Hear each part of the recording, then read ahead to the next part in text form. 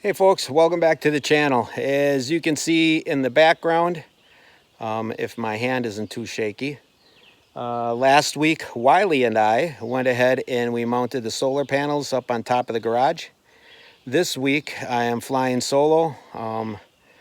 As far as working goes, I'm going to be working on my own. My wife is going to be, she's up here with me, but she's going to be working on some of the other improvements here around the cabin. But what I'm going to show you is how we are hardwiring these solar panels into the charge controller and the inverter. And I'm going to show you how the power is brought into the cabin. And I've already got a trench dug here. You can see over there is my garage. And we will be running the wiring through this trench and then up the side of the cabin and into that box. And that's how we're going to bring the DC wiring into the cabin. Something else that I want to do while I have this trench open and I have the conduit and everything exposed is I am going to run a double-sided double male-ended extension cord along with my DC wiring in that same trench. And the reason I'm doing that is if I ever get enough of a solar bank and big enough solar panels, I want to be able to plug that cord into my inverter, which will be inside the garage where it can stay nice and cool and ventilated. And I want to be able to take that plug outside of my box and just plug it right in here and then juice up the whole cabin with power. And I'll show you that throughout this video so that you can see how we're going to do that. So trench is already dug. I didn't want to bore you with digging. I want to stay into the meat of things so that you can see how we're bringing power into my cabin.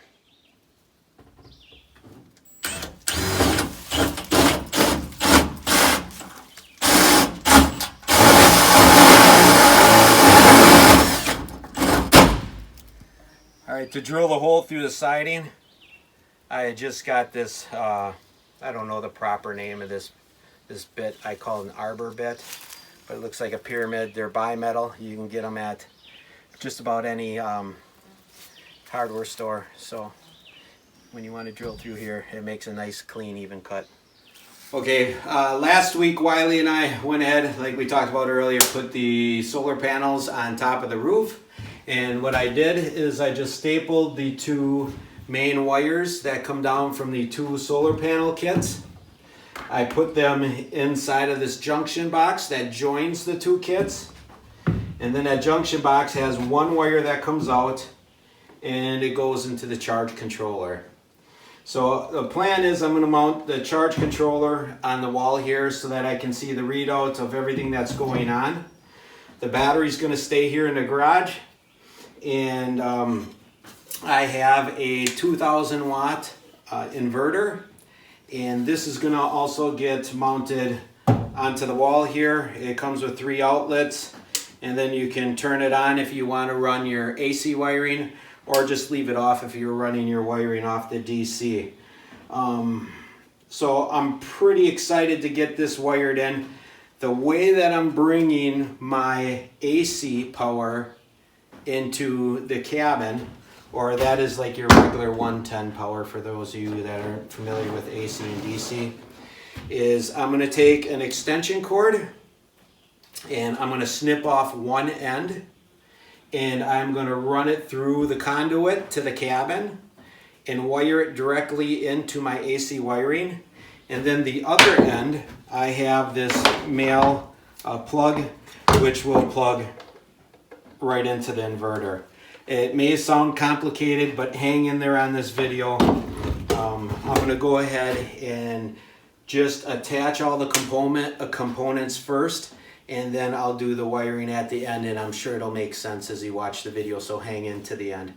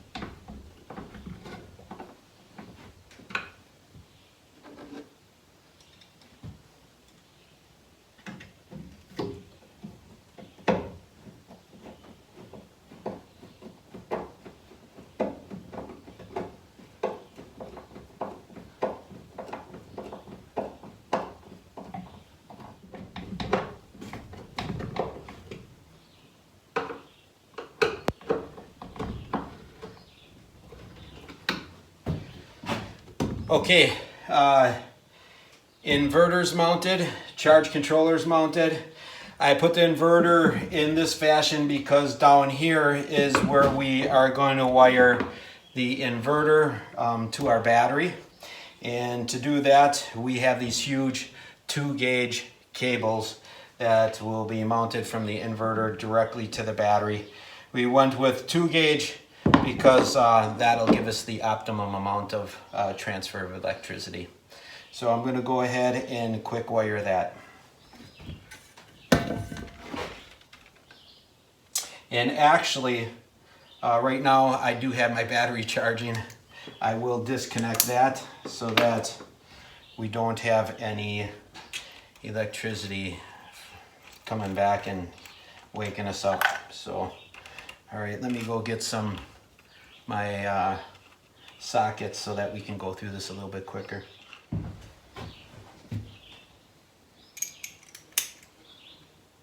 Okay, there is a positive and there is a negative. And this wire that connects your inverter to your battery bank should never be longer than 3 feet. So I've got some 3-foot cables here that we are going to go ahead and use to connect the wiring. And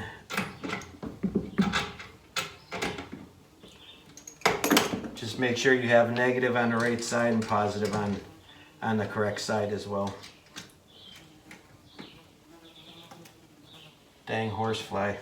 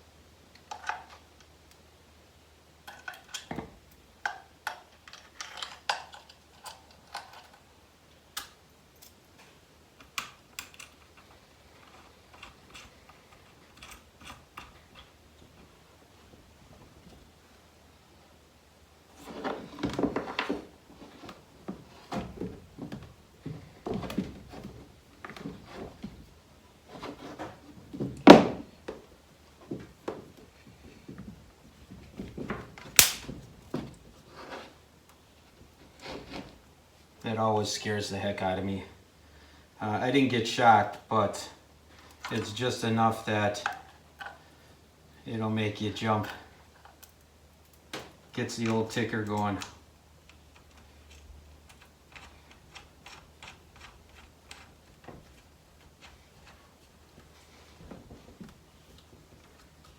Then I'm just going to clean this up a little bit. I'll tighten these terminals down.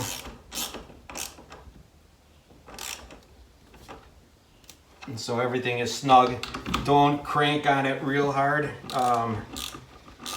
You obviously want this tight, but don't overdo it. All right, so this inverter is on and live and ready to go. I'm going to go ahead and connect my panels once again. Right now I'm just using the roach clips that they gave me originally with the unit. I will be upgrading these clips to a little bit stronger wiring, a little bit thicker gauge wiring. But I went ahead and turned on the inverter. My green light is on. Let me show you guys so you can see. So everything is live up to here. If I were to plug any cords into the outlets that are at the top of the, let me fix this camera. If I were able to plug any extension cords or any outlets into here, right now this is converting all my 12 volt over to 120 volt.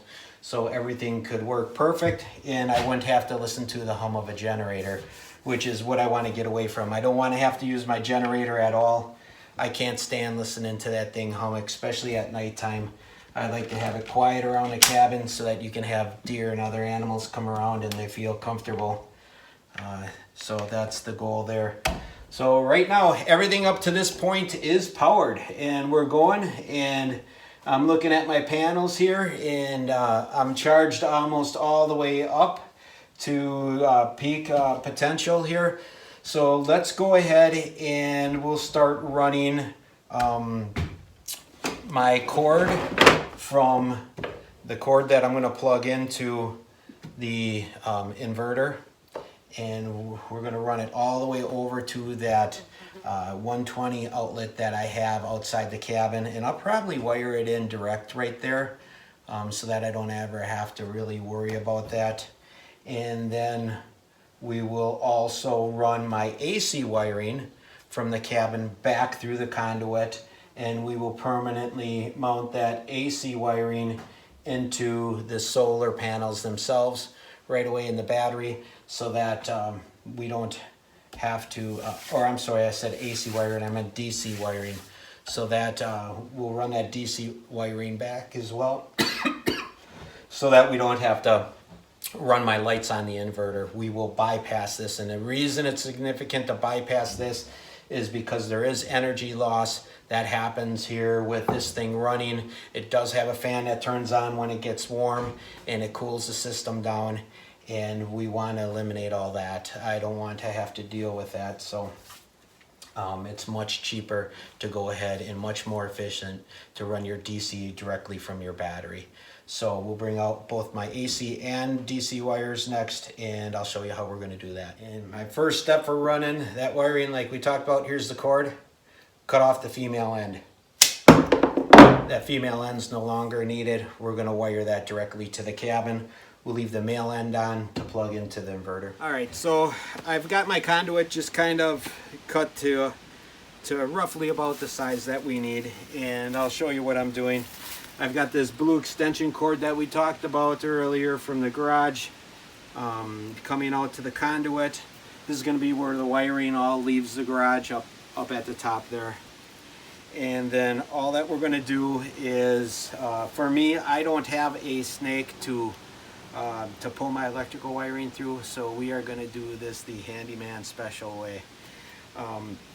And just to explain a little bit about this conduit, basically you're having it lined in here to keep you safe, to keep the wire out of the elements. What I do is I always put the hub or the female end facing down. That way if water runs down the pipe, it doesn't concentrate into your joint, rather it'll just go right over it. And then because I don't have that snake to pull the wiring through, we are going to cheat a little bit.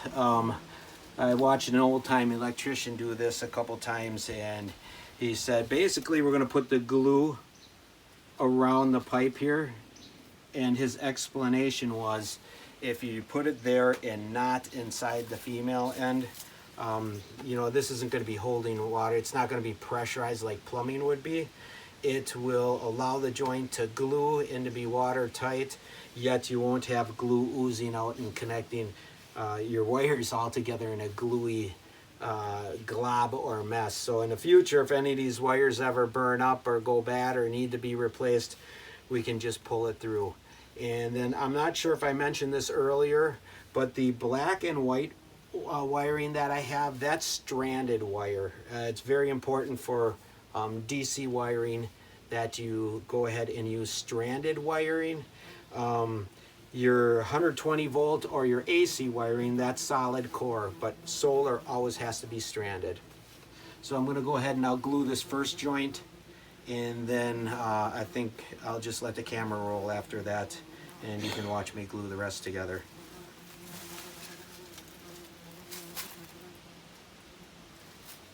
So I'm just putting the glue on liberally. I'm keeping down a little bit, and then put the joint in and twist it. And I'll do the same with this one right away, just so that you can kind of get a feeling. I'm putting it a little bit down from the edge there, put it on very liberally. I probably don't need that much glue, but I'll never use this glue again, so I'm not afraid to put a little extra on.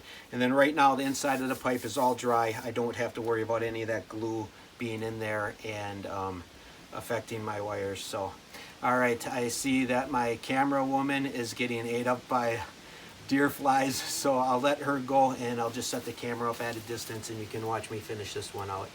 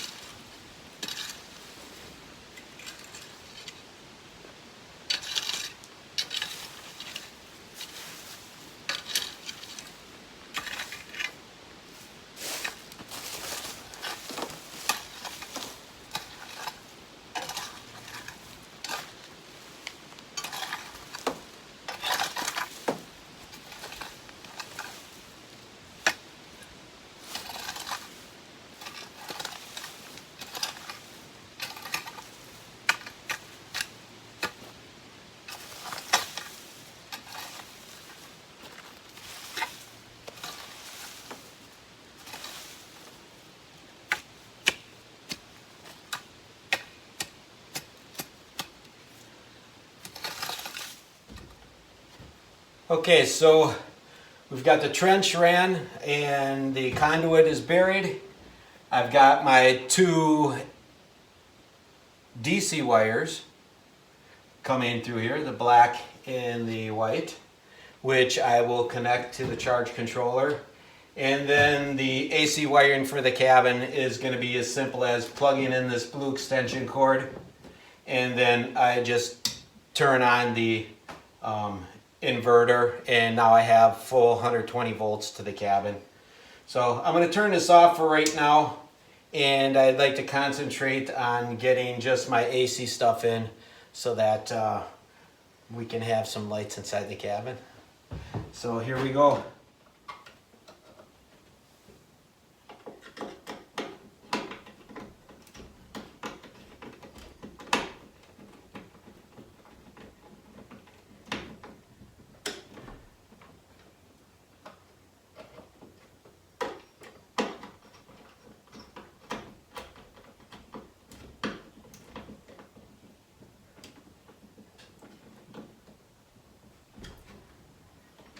All right, wires are in.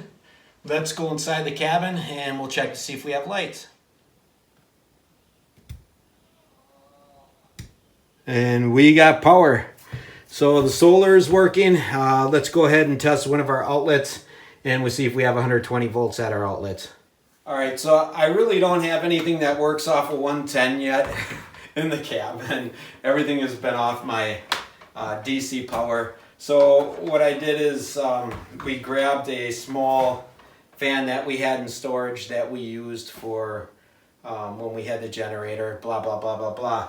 So we're going to go ahead and let's plug it in our outlet, and if this thing fires up, we know we have 120 volts at the cabin. And there we are. We've got power. So not only do we have all of our DC power for the lights, but we also have AC power for the cabin, which means we can go ahead and start bringing our TV up here. We'd like to have a little bit of a TV for at least catching up on the news when we get storms and stuff in the area. It'd be nice to know ahead of time rather than have it hit us right away. You know, we can charge, right now we've been using just our regular DC power for charging our cell phones and our computers, but now we have AC power as well. So I hope this video helps you guys out. It really isn't as complicated as what it appears to be. I've got two budget systems that I bought from Harbor Freight. I'm not a big advocate of those guys. A lot of their tools I'm not real fan of, but they do sell some stuff that's pretty good. I love their solar panels, and for basically, you know, a few $100 we got a complete system. In last week's video I kind of told you a little bit of a falsehood, if you would, not an intentional lie, but that battery that we have that powers the whole thing, that battery is actually only $399. I think I quoted you guys like between $500 and $700, and I did put a link for that battery in the description of last week's video, so you can check that out. But thank you so much for joining me on this week's episode of Carl's Off the Grid. I hope this helps you guys out. This is a huge step for us here at the cabin to have power all the way around. And the best part about it, we don't owe a dime for it. It's all free. No monthly utility bills. Catch you next week. See you later. Bye.